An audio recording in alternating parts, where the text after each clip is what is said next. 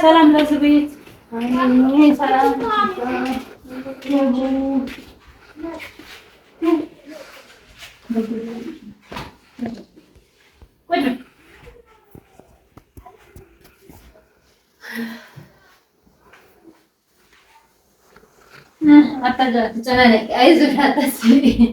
ለማንኛውም ወደ ተመልካቾቻችን እንደዚህ ልላችሁ ትርንጎን እንደዚህ ያልኩበት ምክንያት እሷን ትነግራችኋለች። በአብዛኛው በስደት ዓለም የምንኖር ሰዎች ዶክመንት አስቀምጠን ወይም ደግሞ በቤተሰብ ስም ገዝተን ሊሆን ይችላል፣ ዶክመንት አስቀምጠን ሊሆን ይችላል። ገንዘባችንን እንደ ማሳያ ተጠቅመው ገንዘብ የሚጠይቁን ሰዎች አሉ። በራሳችን ልፋት በራሳችን ብዙ ነገር እንደገና ገንዘባችንን በገንዘብ እንዲወሰድ ማለት እንድንገዛ ገንዘባችንን በገንዘብ እንድንገዛ የሚሆንበት አጋጣሚ አለ እና ይሄ ትምህርት ይሆናችኋል ብለን ነው እንደዚህ ያደረኩት። ብዙ ሰውን አምነን የምናስቀምጥበት ሰውን አምነን የምናደርግበት ነገር ይኖራልና ነገር ግን ሰው ገንዘብሽን በገንዘብ እንደመሸመት አይነት ነገር የሚያደርገው ነገር አለና በዚህ ብዙ ሰው እንትን ብሏል። አንቺ ሰምተሻል?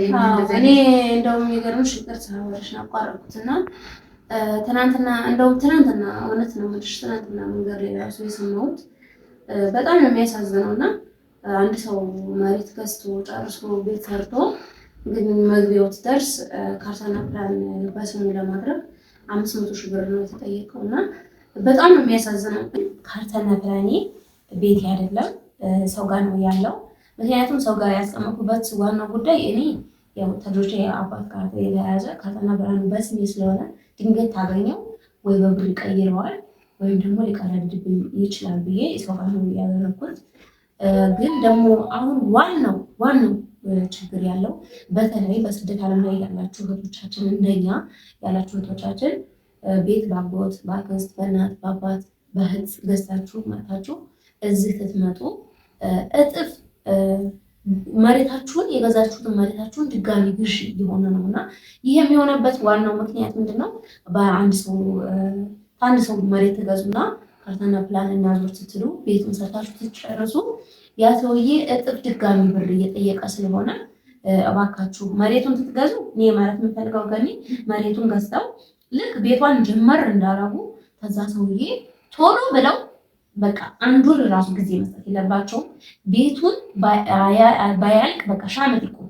ግን የመጨረስ ያለባቸው ነገር ካርታና ፕላኑን ቶሎ ብላችሁ በስማችሁ አድርጉ። ካርታና ፕላን እንኳን ራሱ ባይሆን በቃ በምን ቢሆን በስማችሁ መሆን አለበት። ከዛ ሰውዬ በዛ ሰውዬ ስም መሆን የለበትም። እዚህ ላይ ደግሞ ተጨማሪ ወሬዎች ማለትማና በተለይ የጠረቃ ቦታ ወይም ከገበሬ ላይ መሰረታ ቦታ የገዙ ሰዎች ችግር የሆነው እሱ ነው እና ምንድነው ማለት የምፈልገው በዚህ አጋጣሚ ምንድነው ከገበሬ ላይ የገዛችሁ ቦታ የገዛችሁ ማለት ነው ውል ስትዋዋሉ ምንድነው የሆነ ወይ መሬቱን በብድር ስም የሰጣችሁ መሬቱን በብድር ከዚህ በፊት በብድር ለምሳሌ ብር አበድራችሁት ያንን ብር መመለስ ባይችል ያንን መሬት እንደሰጣችሁ አድርጎ ማስያዣ እንደሰጣችሁ አድርጎ ቢዋዋል ጥሩ የተሻለ ነው ማለት ነው። እና በብር እንደው መሰለሽ እዚህ ጋር አሁን ያለው ችግር ቀጥታ መሬቱን ብቻ ሽያጭ በ200 ሺህ 300 ሺህ ብር ተሸጠ ተብሎ ይዋዋሉና ያ መሬት ይጠቃል መንግስት ህጋዊ ሊያደርገው ነው በሚባል ስሜት ሲሰሙ ባለቤቶቹ እንደ አዲስ ተጨማሪ ብር ይጠይቃሉ ወይ ማፍረስ ይፈልጋሉ ማለት ነው። ለዚህ ደግሞ እናንተ ዋናው መረጃችሁ ምንድነው? ተሰውየው መሬቱን ትገዙ ግዥ ሳይሆን መባል ያለበት 3 ሚሊዮን ብር እንዳበደራችሁት መመለስ ሳልቻለ ያንን የምትገዙትን ቦታ ማሳጅ አድርጎ በስጦታ መልክ እንደሚያበረክትላችሁ አድርጋችሁ ግዙ። ግን ትትገዙ እናቴ ትሞት ነው የምላችሁ። ባጎቴ ባባቴ በእናቴ አትግዙ። አረብ ሀገር ያላችሁ ልጆች ናችሁ እንደኛ ብዙ ጊዜ የምትባሉት። አሁን ግን የተበልታለች እኔ ተበልቻለሁ።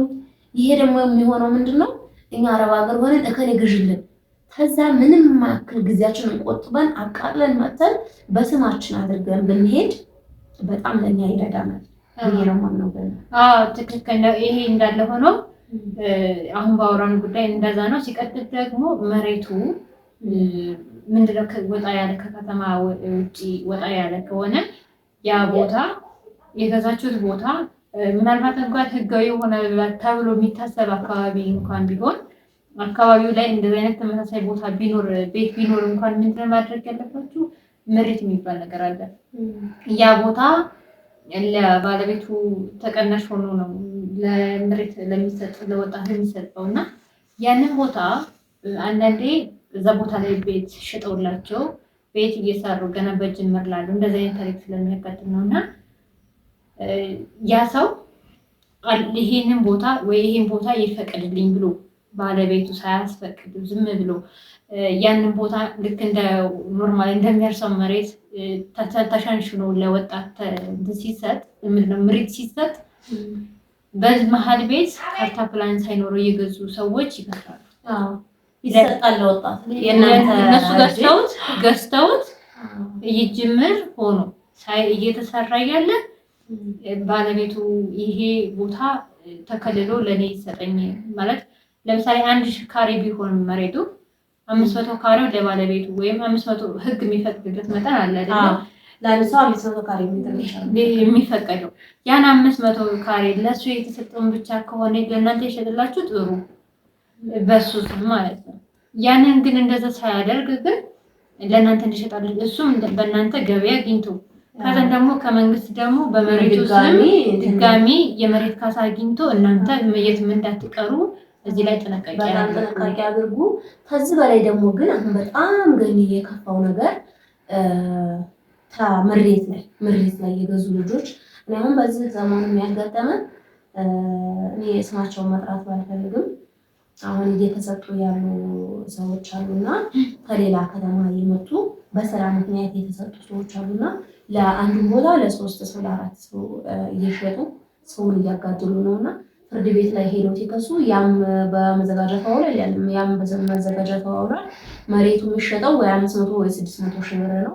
5 ሰዎች ግን እነሱ በ600 700 ሺህ ብር ገዝተውታል። ያንን ለሰውየው ብሩን ሰብስቦ እሱ ይሄንን ከተማ ለቆ ሄዷል ማለት ነው።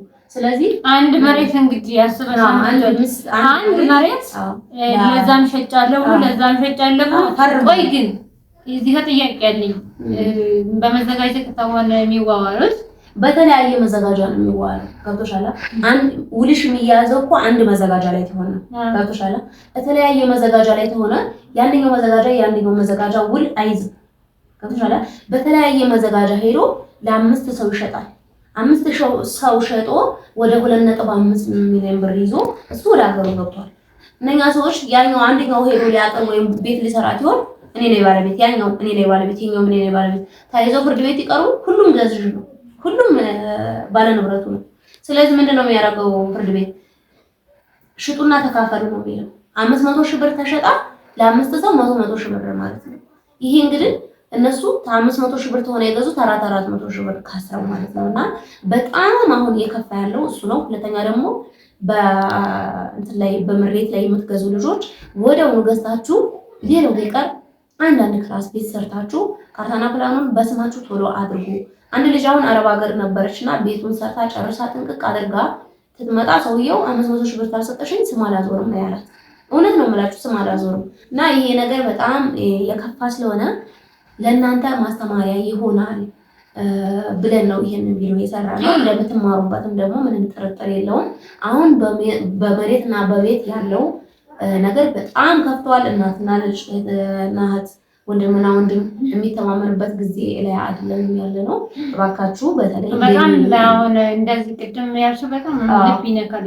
እውነት ለመናገር አስባችሁታል? እናንተ ቦታ ገዝቻለሁ ብላችሁ ሄዳችሁ እንግዲህ ካርታ ፕላን ያለው ነው የመሬት ቦታ ማለት መንገድ ይወጣለት እያንዳንዱ ነገር እንትን ያለለት ነው ብላ ያለቀለት ነው ብላችሁ መዘጋጃ ቤት ሄዳችሁ ተዋውላችሁ እንግዲህ ወረቀቱን ይዛችሁ ወረቀት ይዣለሁ ብሎ ወረቀት የማያስተማምንበት ጊዜ ነው ያለው። ወረቀት ምንም የሚያስተማምንበት እና እስኪ 5 ሰው አንድ ቦታ ላይ 500 ሺህ ብር ሽጦ 2.5 ሚሊዮን 5-6 ሰው ይዞ ሰብስቦ እንግዲህ ሰውየው ይዞ ጠፋ። እነዚህ ሰዎች እንግዲህ በፍርድ ቤት ሁሉም ባለቤት ቢሆኑ መንግስት ምን ሊያደርጋቸው? መንግስት ምን ሊረዳቸው አይችልም። መንግስት የሚላቸው እውነታውን ፍርዱን ሽጡና ተካፈሉ ነው። እኔም ቢሆን ያንን ነው ፍርዱን መፈረድ። ስለዚህ ያንን ፈረደላቸው። እነሱ ሸጠው 100 ሺህ ብር እንዲካፈሉ ነው የተደረገውና ይሄን ነገር በጣም ተጠንቀቁ። ተመትገዙት ሰው ላይ እኔ አሁን ይሄ እንደዚህ የሚያረጉት እነማን ናቸው ብትሉኝ መናገር እዚህ ሚዲያ ላይ ስለሌለብኝ ነው። ከዚህ ቪዲዮ እንደሚማሩበት ተስፋ እናደርጋለን። ይሄ ቪዲዮ አስተምሯችሁ ተሆነ ወዳችሁ ተሆነ ኮሜንት ላይ ትምህርት ወስደንበታል ቀጥሉበታላችሁን ከዚህ የበለጠ ደግሞ ለእናንተ አስተማሪ የሆኑ እንዲሁም ደግሞ ባለ ጉዳዮችን እናመጣለን። በዚህ አይነት ጉዳይ እንደዚህ አይነት እንትን ያሳለፉ ባለ ጉዳዮች ይኖራሉና እነዛንም ባለ ጉዳዮች በአካል አቅርበን እንድናወራበት እናደርጋቸዋለን። ይህ ቪዲዮ ከተመቻችሁ ላይክ፣ ሰብስክራይብ፣ ሼር አድርጉ። የተንጎ ቤተሰቦች ቀጣይ በተለያየ ቪዲዮ እንመጣላችኋለን። አስተማሪና አዝናኝ ቁም ነገር አዘል የሆኑ ቪዲዮችን ይዘን እንመጣለን።